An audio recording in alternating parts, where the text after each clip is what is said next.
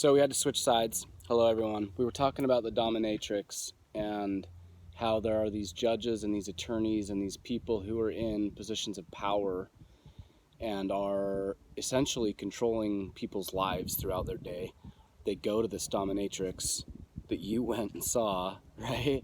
And they go there to be controlled and to sometimes even be physically hurt, to kind of be abused.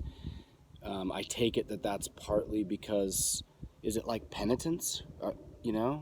Is it because Define they feel penitence? Like, meaning, are they trying to be? Do they feel remorseful for the way they treat some people, or maybe they're unhappy with how they have to treat people, maybe as a boss or something, and then they're going to like make up for that somehow by being treated that way themselves? Is it?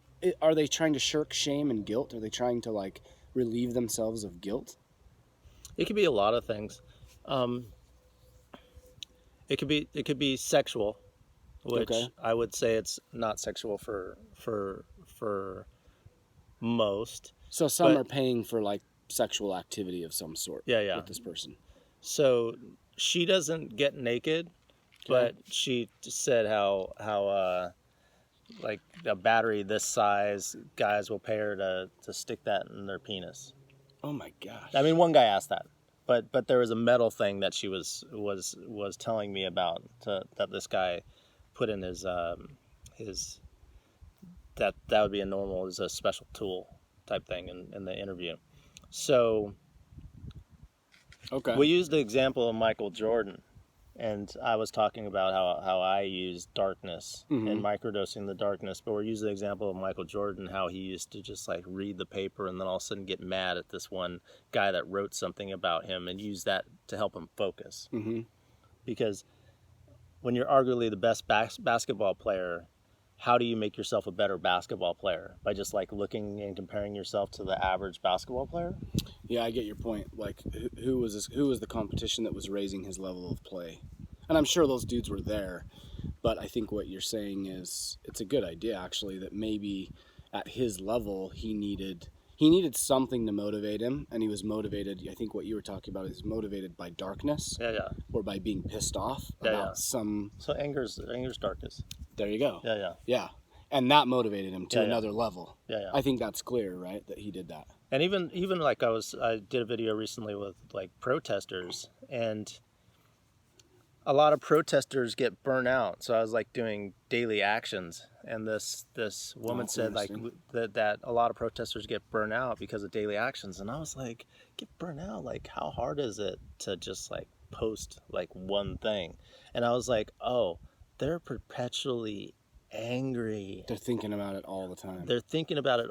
And that's what's burning them out. Because it creates a certain level of awareness, but like hating all white people or hating all women or hating all men, that's even if you have no reason to hate men and you hate men, which there are plenty of reasons to hate men, that's not good for your nervous system. No, I think to make an even more extreme point, I think what you're saying is like, I sincerely have like a hatred for people who hate black people, right? Like, I have a real hatred for white supremacy. I'm not saying that I'm the most enlightened and aware person about, how to treat people fairly, but I'm saying I fucking hate white supremacists, and I'm glad that I don't think about that too much. Oh yeah, because it would be a burden. And can you see when you do think like that, it could create a lot of blind spots? Oh, for sure. Especially if you're doing it all the way. All the time. So say you had a long beard. Would that all of a sudden make you racist? I hope not. Yeah. The beard wouldn't have anything to do with the fact. But it is an association that we sometimes make, right? With like country people or white trash people who are racist, and that's not fair. Yeah. But that's a good point. Like, if you spent all your time thinking about white supremacy, like, you might start making associations that aren't fair. Yeah, because your perception of things can change everything. That reminds me of when we were talking about the darkness. And I don't know if you want to go this way, but that reminds me of when I was kind of learning about the truth about the church that I was a member of, right? The LDS church. And I don't want to disparage any LDS members' faith, and I'm not trying to be critical, but I for myself learned that it was not true. And man, it was hard to not be pissed, and it was because I devoted a very big portion of my life to that church and money. And when I say my life, I mean like lifestyle. Like there were things I wouldn't go do or couldn't go do without feeling like I was sinning. And I mean, I could go way into it. It became very unhealthy. And so I was pissed when I started seeing that, like, oh, this is bullshit. And I will say, man, I spent a lot of fucking time thinking about it. A lot of time. Even to where my wife sometimes would be like, dude, we have to stop talking about this. We have to stop thinking about it. And she was right, because it would get me into a cycle where I would just, and maybe that's one of the stages of grief, you know, because I did lose something. Maybe I was angry in that anger phase, for sure I was, and it passed. But it was helpful when I had somebody around, like my wife, and I had good friends too, who would pull me out of that darkness, out of being in the rut or the cycle or the pattern of thinking that was just like all negative, all negative, all negative. Even when some conservatives that are biased, that don't get necessarily the Black Lives Matter, which I don't 100%. I mean, I get. You mean they don't understand it? I get they don't understand it. They may even be giving you some good information to like. They won't say, yeah, that stuff's true, but is it the best for you to focus on that? Can you focus on what you do have control of? Right. And I would say the same thing. It's like, why are you spending so much energy, or why would you be spending so much energy trying to get people that don't want to do anything, that you feel don't want to do anything about these causes, when you could come together with somebody and spend that energy towards something that is powerful? Yeah. Yeah, it does become a huge waste of time. That's actually one of the things that I've had to learn. I mean, you and I have talked a lot about this dark energy idea, and like that sometimes it can be very motivating, like the Michael Jordan example. And darkness might have like a stigma to it. Maybe that's the wrong word. Just as long as we're not looking at it overly negative, in an overly negative way. I like to use chaos, because there can be good chaos and bad chaos. It's a great word. Yeah, chaos. But, you know, you and I have talked a lot about the chaos or the darkness or whatever. And I've had to learn, I'm 43 now. And I've always felt like I was a fairly articulate person and a fairly persuasive person. And did you persuade yourself of that? Yeah, probably. Yeah. And I had to learn, actually, it was a really hard lesson, and I think I'm still learning it, that sometimes it's not a good thing to persuade someone to think or believe what I think and believe. So you can't, sometimes it's not good to change people. Sometimes it's not, in fact, maybe it's never good to change people, because people change themselves. But I used to run around, you know, making these arguments about my opinions and my beliefs to try to persuade people to agree with me. And I have found so much more peace in my own mind when I'm just okay with people. I am happy to share my opinion, and I do want to influence people, but I've gotten to a place where I'm really okay if I don't. Yeah, it's influence. You know? I think influence is a very good word. It's better than persuade, right? Persuade's better than manipulate.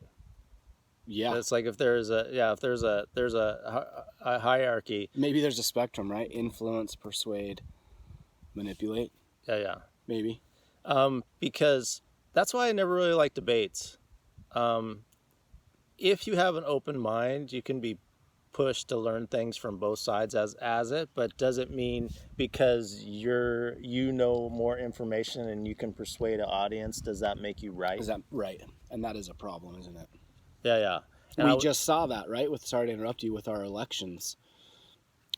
No matter how you stand about Trump or whatever, but we can see that your ability to, that you can use artificial devices or artificial situations to win an argument, right? I mean, you have people winning. You had Donald Trump winning arguments or winning debates against Joe Biden when he wasn't telling the truth. I mean, Donald Trump won the debate for almost half of the country that his election was stolen. There is zero. I still have not been able to find or have anyone show me any real evidence that there's any or enough fraud to say that the guy actually won the election. And yet, his message was portrayed effectively enough that there's a shit ton of people who believe that. Yeah, and I'm not judging those people. Like, there's stuff I believe that's probably not true. For sure there is. Yeah, for sure. Because somebody has given it to me in a way that's persuasive. Right? And I think that's super dangerous. One thing that Donald Trump did do is he did acknowledge a class of people. I know. That's what made him so effective, right? Yeah. Because he was. So one of the big things that struck me thinking about the darkness, right, or the chaos, is that when Trump was running the first time, he started talking to and about and for white men. And there was a statistic back then, I'd have to look it up, but I'm fairly certain this is true, that for the first time ever in America's recorded history, white men, their life expectancy had gone down. Oh, wow. And no group in America, if I understand it correctly, has ever had a declining life expectancy.